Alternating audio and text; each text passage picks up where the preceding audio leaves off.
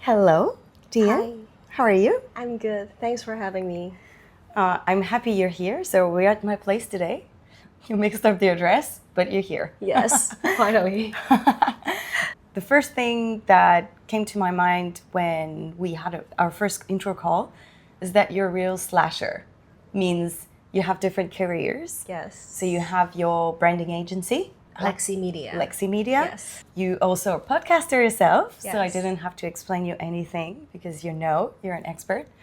And you also started another career, Yeah. songwriter, singer.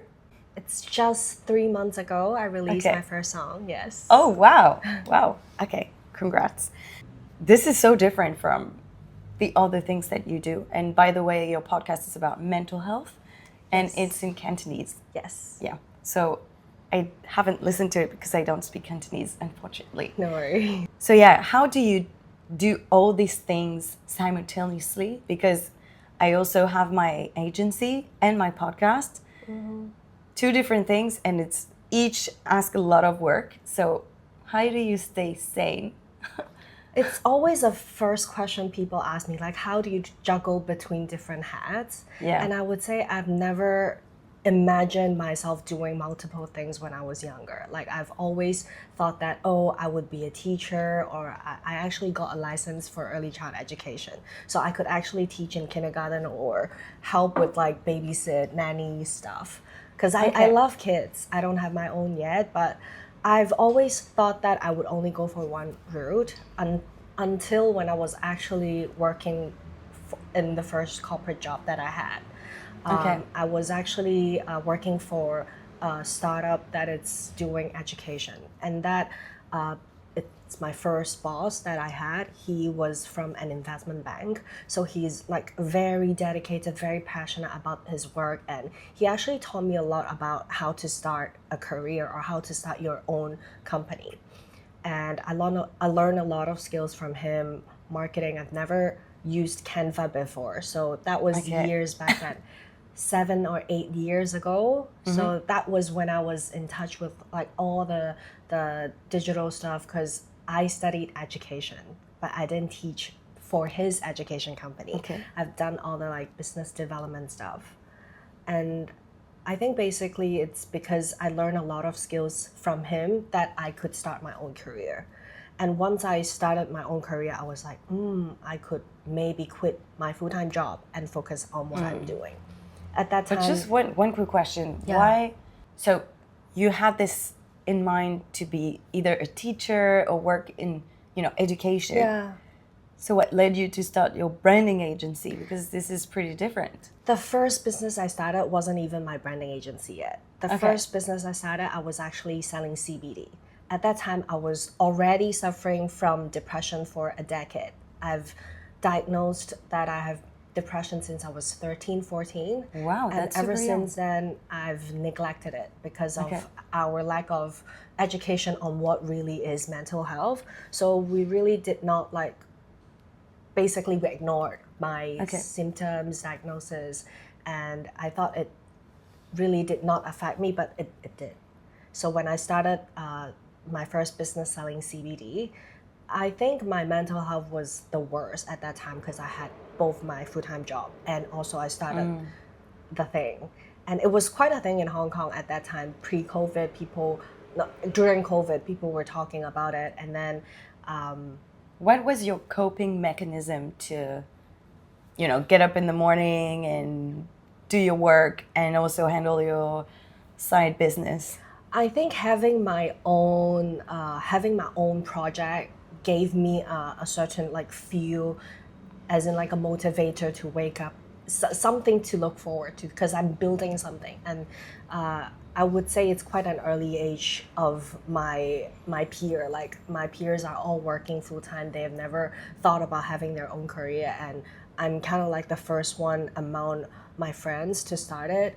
So everyone was like asking me how like, why did you have like the motivation, or why did you suddenly want to have your own business?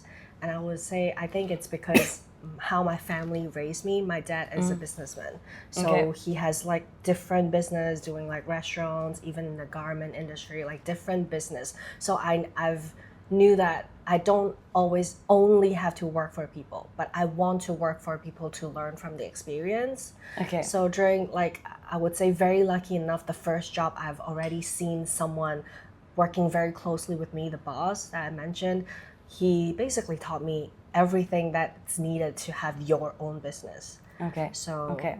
I've learned skills from that, and then I've also found something that I want to work for, which is to advocate for mental health industry. That's why I picked CBD as the product. Okay. Okay. Makes Yeah. sense. This is more like personal, but so you were diagnosed with depression at 13. Yeah. That's super young. I mean, we don't talk enough about depression. We don't talk about it even. We talk about it even less when it's about children. How did it impact even how you grew to the adult you are today? It impacted quite a lot, I would say, because I went to 3 different universities. I've only graduated from the last one. Every environment I was in, I wasn't happy. That's why I felt like, oh, it's a competition. Like I'm not here to learn. I'm here to compete, and I wasn't in the mindset for that. So the first university that I got in, it's the Hong Kong Academy for Performing Arts. I was there for stage event management. I couldn't even stay for the second semester. So only one semester I've told the school, oh, because of my depression, I wanted to take a break. I did not discuss with my parents at all. Like, Asian parents, they would love to know at least. They want to know like how are Yeah. you doing at school. I was too afraid to tell them what's on my mind because I don't know what I want. I just wasn't happy at the school, but I thought, oh, it's my dream school. And I Yeah. went into that and then, suddenly realized that I can't stay here for 4 years. But did you know where this was coming from? I kind of knew that, but I just did not feel like, oh, I have to like solve the problem first. Like I know depression, I know the emotional distress is causing me this, but I just keep on thinking, okay, what next? Then which school? Like what route to go for? Which company would hire me with this? Yeah, background? instead of maybe thinking what's the root cause Yeah. of this. Because we have been neglecting it. I would say me and my family. Like every time I was in a manic episode or when I was like very emotional, my parents were like, "Oh, just leave her. Like let her deal with her emotions, or just let's not trigger her. Let's not talk to her." Yeah. Like they don't really know how to engage with me. Okay. So it's difficult for everyone. Yeah. And what did the podcast bring you? Because this is a podcast about mental health. Yeah. So tell us, how did you start it? You have a co-host? I have 2 different podcasts. So one is called Camp Podcast. Is the one that I started. It's only me, like hosting the show, talking mainly about how I started the business, how I pivoted the CBD business into a community, and then I keep spreading like awareness on mental health. And the other one is called Let It Go. So it's a show that I co-host with 2 of my friends. Mainly, we just want Hong Kong people to, relax, enjoy the episode because people are quite stressed here. Yeah. Yeah. So it's 2 different podcasts. Okay. So the first one. Yes. What did it bring you? Did you feel like, first, I guess, sharing with people what you're going through is a way to maybe uplift a little bit of the weight on your shoulder, and also maybe some people relate and then you feel better because you feel like you're not alone in this. Exactly what you've mentioned, all of it. And I guess also it brought me a lot, like actually a lot of audience came to talk to me, and some of them became like interns for the mental health community that I am running right now. So I've never imagined like talking, I don't know, like, I'm also like recording at home, and I was like, who is gonna listen to me talking to myself? But then actually people does, and it's, it feels different when people actually talk to you and say they've heard about the podcast. Yeah. I had the same feeling when I started this podcast. Well, I have guests, but still, I was like, who will be interested in what I have to say with my guests because I felt like I'm not legit. Who am I to have a podcast? But then this goes away as you go through it and you record more episodes. Syndrome. Yeah. It's I mean it's normal. So about your CBD business, so you had your corporate job at the time and you were juggling with this side business as well. And then you told me that when you decided to leave your job and focus only on this business, then Hong Kong regulation decided to ban this from Hong Kong. Exactly. So how did you feel? It felt like I've went through a huge breakup, honestly. Yeah. Because there are I tons imagine. of new packaging designs came in. Like at that time, I was about to launch the body collection. So I've always had the supplements that you can take. But then I've also launched like body lotions, like lipstick, like different stuff. And also new packaging came in and I was looking at home like all the pink boxes stacking and I was like, so I can't sell these. So they're like rubbish. Like I'm talking to my partner at that time and he gave me a lot of comfort, of course. He told me like, this is the first business that you've built, but it's not the only business. And if you could start something, you could always start something else. Like you're a businessman, you're not calmed ambassador. It's not like when the brand dies, you die along with it. It's not like that. It's because you have the power to start this, you have the power to start anything. Yeah. And I was like, oh, right. But of course, I still feel sad. I still feel like, oh, why? You had to take a moment to digest. So I think within 3 days, I was like, I still wanted to like do something for CBD. Wow. So at that time, I was thinking I won't be the only one who gets suffer from the ban. So I asked around my friends, asked around who else has CBD business in Hong Kong, and basically I started a WhatsApp info group just for CBD owners because there are a lot of expats in Hong Kong that also invested in the business but doesn't understand local news. So at that time, I gathered around 60 people in the WhatsApp group, around 30 different CBD owners. So some of them have CBD spa, some of them they have coffee shops. So I feel for them because they actually have a store in Hong Kong. Yeah. And they were saying, oh, today the police came and raided our products. So it was instant. I mean, from the moment they announced it. Yes, and then for that few weeks, they keep on going to different stores to just collect your products. And they said they will like check your products to see if it's okay to sell. But this like action itself, we're so afraid already. Like everyone is like, oh, okay, what if they said like they can't sell it because it wasn't regulated before, so we don't know what's going on. You felt like a drug dealer. Yeah, we felt like, but then basically we were trying to like write a letter to see if we could like ask them for some clarification or whatever. We wanted to make that move, but at the end, no one wanted to become the representative of that. We don't want to get into trouble. Yeah. So basically, they announced like there would be 6 to 12 months for you to dispose all your products, and then from 2022, I think it's around February, then that will be the ban, something like that. Okay. Wow. So you had to be super resilient to let go. Yeah. And how long after that did you start? After that, you started Lexi Media? Yes, I think it's around the same time because in the same month that they announced a ban, I actually met my current business partner that started Lexi Media with me. How we met is also funny because I was meant to be her client. She's a freelance digital marketer. So she helps people with ads, with designing social media posts.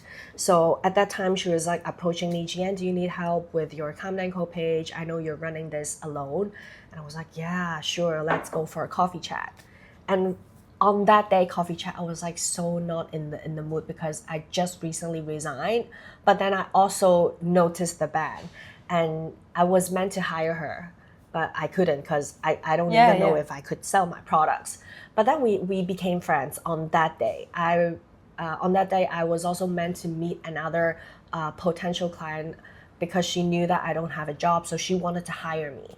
But I was like having hesitant because I don't want to work for a friend again. The last job I was working for a friend and it didn't end really well. So I was like, I don't know, like, Candace is the name of my business partner. I was like, Candace, what do you think I should do? And she already like gave me really good insight in the first few times we met, because she is a freelancer herself for a year. At that time, I was still like always working for different people. I haven't had the mindset that I could not work for someone else yet. Even though I have my like business going on, I still feel like, oh, it's not going to cover, anything. So at that time, Candace was like, why don't you work with them as like a consultant or project based? And it's like the same way you refer clients to me, I'm also taking them on a freelance basis. And I was like, cool idea. And then we started taking clients together, project based. And then slowly we're taking same clients. Clients come to me for business development events, and clients go to her for social media marketing. Okay. And I just told Candace, we have to make it official. We are already taking the same client, so why don't we just start an agency together anyways? Because our what we do is quite different, but it's good if we are a team. So she does social media marketing? Yeah, she do more online stuff, and me, it's more offline BD. Okay. Yeah, and it works. Well, at first, she also has like hesitant, because I just met her for 3 months, and I'm already like saying, we should start a company together. She's like, oh, wait, girl, I don't even know you. But then we work very well as a team. I think it's because we already are taking some clients together that she knows, okay, this works. It's this just is working. works. Yeah. And it's also good that we started because we are working together, not because we're friends. Yeah. And of course, right now it has been 4 years. We're great friends. Like, we talk about everything, and I'm so lucky that I found her at that time. So I guess it's another story, I would say. But at that time, I met her, and also because of the CBD group that I was mentioning, I met an investor in the group. So he works as like a legal consultant for another CBD company. So that CBD company, they meant to like let go of Hong Kong market and only focus on like Australia, Japan, other Asia countries. And then he was like, okay, I see potential in your business, because your business also linked with your personal story is something that other CBD brands doesn't have, because other CBD brands usually just talk about the product itself. And I have storytelling. Yeah, I talk a lot about how my own journey has to do with the entire self-care journey. So he said, why not we try to pivot the brand? So we actually launched something else, which is called the vitamin patches. I'm no longer selling it right now, but it was a phase. Like, during the pivot, when I couldn't sell CBD, I was thinking, the patch is something that we might be able to introduce to Hong Kong people. But I would say it was half a failure, because you can't really educate Hong Kong people with something that they've never done before. It's quite hard, because they're not really used to taking supplements every day. Like, not all of us has a habit of taking supplements. And we're actually introducing you another way of taking supplements, which is sticking a sticker on your skin. So you don't have to take supplements. This is too disruptive for... So yeah, it's so new that people might like, does it even work? Yeah. Like, we have to try to stick a sticker on my skin for how many days? So they're like quite hesitant. So I would say it's quite difficult to educate when they don't even know what it is. So I thought like the market is liking this, because I'm the first one in Hong Kong to launch a vitamin patch. But then turns out they don't really need it.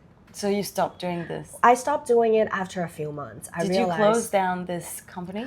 Yes. So I kind of changed the way how I want to run this. I still love the branding, because I designed everything, but I slowly realized what I have there as a value is actually the community that I built. With the events that I did, like I did CBD tea ceremony, CBD yoga, we even did beach cleaning, and people love the experience that we are providing, and therefore we had a community. And I realized they don't really think about what product you're selling, but rather than what kind of experience I'm bringing in every time. So I was like, okay, if we have to let go, like not selling, because anyways, I have the Lexi media business that I was also doing. So I was thinking for Calmed, if I wanted to keep the audience here, why don't we just do events? So we could keep like the people are still here. They could listen to the podcast and attend to events, and I could still advocate for what I wanted to say, but I don't have to only focus on selling products, because anyways, I don't really want to be like a salesperson to them. I don't want them to think about me and then think about, oh, are you here to sell me another thing again? That's so interesting because I mean, it's super modern what you're doing, because it's really about not the product but like the story, your story, and this is what make people buy from you, whatever you're selling, whether it's products or memberships or whatever, or even tickets. And I like the fact that it, the idea of the brand universe, that it's whether you have a podcast, a service-based company, or product-based, then you can pivot because people are buying for the key message you're sharing. So from your story with mental health, even though you're no longer selling CBD products, then if they're still interested in that, they can listen to your podcast, they can come to your events, and then actually your core business never dies in a way. Because otherwise, if you're just like a product, then there's no meaning behind it. And I think that more and more we need to have this message, this key message that we relate to. Otherwise, there's so many competitors, so many messages, so many ads every day, that if you don't relate, then why would you buy this over this one? Yeah. Okay, let's have a quick break for Fireside Questions. Sure. You ready? Yes. So I have 5 questions for you, and you can answer right away. So what's your favorite place in the world? Right now, I would say Thailand. I really love relaxing over there. Not thinking about anything. I'm watching the season 3 of The White Lotus. Ooh. So, yeah. Yeah. In Thailand. A song you binge listening these days? Whole World by Gareth Tong. I really like it. Your favorite drink? Favorite drink? I always just go for latte with soy milk. Okay. I get a little protein from that. Okay, cool. Sugar or no sugar? No sugar. No sugar. I agree. A trend you like or hate on all social media? There aren't really a trend that I specifically hate or like. Or that is intriguing to you, or that you don't understand, or... Okay, I start. One that I don't understand was this summer on TikTok, this trend about having tan lines and to get basically sunburn and be proud about it. The necklace or whatever. Or like the swimsuit, like the lace. I don't understand. Okay. Yeah. Because I've also seen another trend that, like just now when you mentioned, there's like a makeup that you can pretend is a sunburn from. Yeah, so basically they wear a necklace and then they add makeup on, like bronzers. Okay. And then they remove the necklace so that there is like a fake tan line from the necklace. I don't get it as well. Yeah, don't get it. Okay, and last one, a podcast or series or book that you would recommend? My own show, the Cantonese one, it's called 請你好好放低, which is Let It Go. Okay. Yeah. Okay, obviously. All right, that's the end of the Fireside. We talked about your different businesses, Lexi Media, for example. So you make your living with this, right? And then this allows you to pursue your other creative projects. So can you tell us more about this? Like, how did you dare do this? Because it's pretty daunting. In the world of art and performing arts, it's a lot, because I feel like you show a lot about yourself. Like it's showing your soul. So it takes courage, I think, to jump in the water. I really would say I'm lucky enough to have met my current partner and also business partner. Okay. Both of them supported me a lot in this journey because ever since I started Count & Co, I would say it's a journey of self-healing, because it's the first business that allowed me to learn how to take a balance in between work and my own life, basically. Because previously, when I had a full-time job and also running my first business, I don't rest at all. I don't like to rest. And I'm working constantly, earning money and not feeling great about anything. I've started a brand and I keep wanting to get featured on more magazines, more people, more clients. And I don't feel enough at all. I just wanted to go for more. And I think that business allowed me to take a step back and think about, wait, why are you starting this? You're starting this for you, but you don't even get to enjoy any of it and not even appreciating anything I've done until the ban. The ban was actually like giving me like a wake up, Gianne. Okay, now you can't sell anything. Yeah. Then how? And then I started to like humble myself and, oh right, now I know that I've been just working, and I don't even like I've been talking about self-care online, posting that post that I created in 3 a.m. I was like, I'm not doing good to my own self-care, but I'm advocating for that. So it's a wake-up call and also learning progress, because from that, the band, and then pivoting, and then I slowly realized what the community really need, what I wanted to do with that.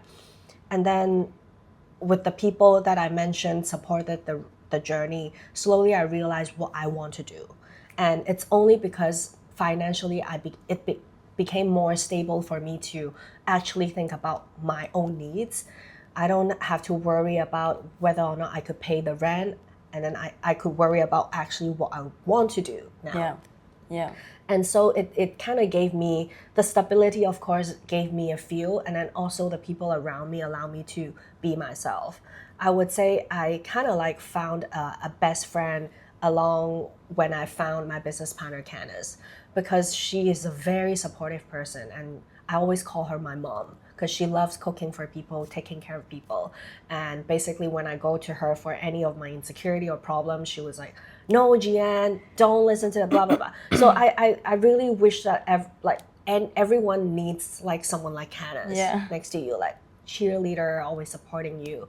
And, you know, she's my business partner, but she also very much support anything I would go for. Like, I remember I told her I want to go for in Hong Kong to train for becoming a well-being practitioner. That was around 2 years ago. And that course itself, it's a 1.5 year long commitment. They have 8 months of training and then 9 months of placement in school. So you actually have to go back to school and then serve in school. And the first thing she says is like, oh, this is so meant for you. You have to do it. Like, she's not saying, oh, what about the business? She never say things like that. Like, what about work? Do you think you could juggle between stuff like that? Because by that time, I've already like started my singing career. So she knows I have different hobbies, stuff that I love going for. And she always like supports. And of course, in the middle, I remember I had like burns out because I have to go to school, and then sometimes I have meetings, and I've also got work. And yeah, she's a great supporter because of she knows why I'm doing this. Yeah. And how do you as a songwriter and singer, it's all about being creative, inspired, and you have to feed your creativity. But also, when you're working for, clients with Lexi Media, this is another part of different other skills. You have to put your brain into another mindset to do that. So how do you, if I may say, kind of protect that creative energy and be able to switch?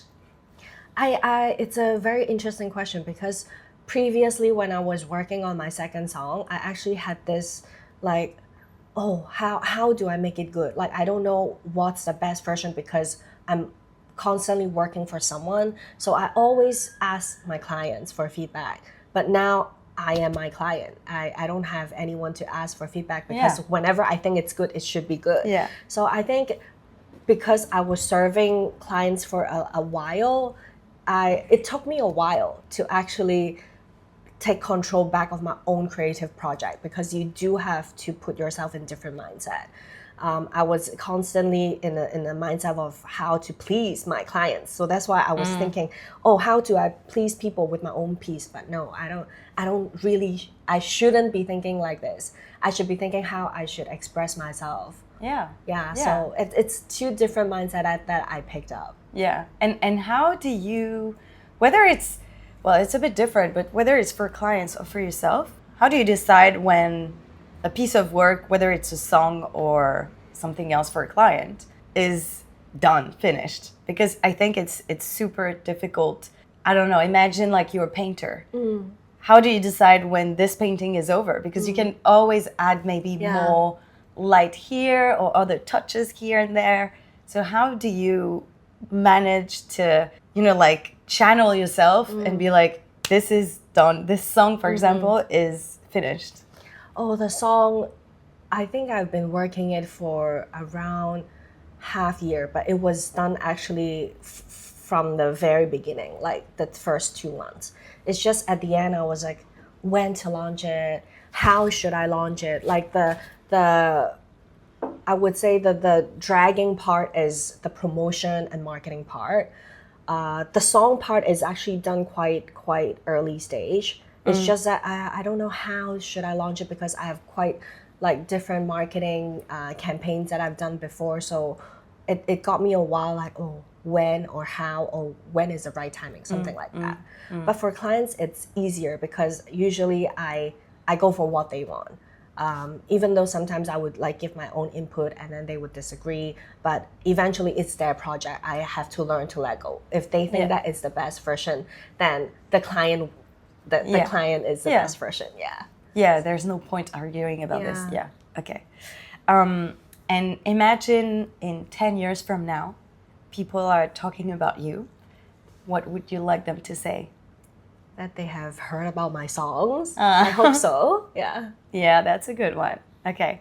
And I have one final question. So this is the signature question of the podcast. So throughout your experience that is super diverse, do you have a lesson that you learned and that you would like to share with fellow business owners? Yes. I think for me, key message is to make yourself happy first. Because if I'm not at a happy state, anything I do, it's kind of meaningless because at the end of the day, whatever I should be doing is to make myself happy. I only have myself to live with for the rest of my life. And I haven't been happy for almost 15 years, I would say. So now that I felt peacefulness and like inner peace, basically, I felt like it's important that everyone should feel the same way. Because sometimes when I talk to like business owners or friends that I feel like they're already very successful, influencers at top tiers, and they are not happy with what they have or feeling that, oh, I didn't get invited to this, I got this, but I didn't get this. And when I hear things like that, I would always remind myself, I would need to be grateful for things that I already have, because I'm already very lucky. I would always say that. Yeah. Very, very lucky to be able to have the opportunity to even do what you want. Yeah. That's a luxury to do what you want. Yeah, cool.